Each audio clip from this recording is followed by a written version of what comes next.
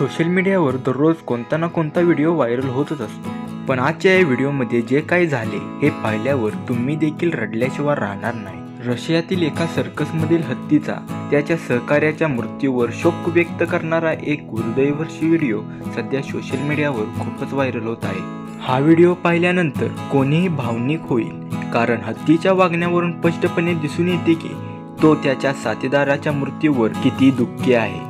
हा video jenny आणि मेंढा नावाच्या दोन हत्तीचा आहे, जे 2 दशकापासून अधिक काळ एका सर्कसमध्ये एकत्र काम करत होते। दोघांमध्ये खूप घट्ट मैत्री होती आणि ते कधीही एकमेकांपासून वेगळे झाले नाहीत।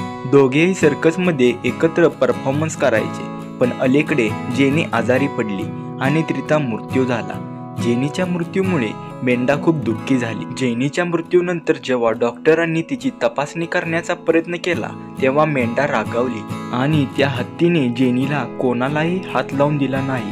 कित्येक तास कोणालाही तिच्या जवळ येऊ दिले नाही।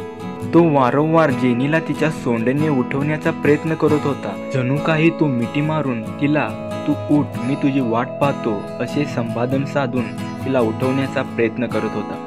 जेव्हा त्याला काहीच प्रतिसाद मिळाला नाही तेव्हा त्याने हळूहळू जेनीच्या शरीरावर आपली सोंड फिरवायला सुरुवात केली, जणू तो हार मानून तिला निरोप देत आहे। हा व्हिडिओ पाहून कोणाचेही मन भारावून जात। तर अशाच प्रकारच्या व्हिडिओसाठी तुम्ही या चॅनलला सबस्क्राईब करा आणि मिळूया आणखी एका नव्या व्हिडिओमध्ये। तोपर्यंत धन्यवाद।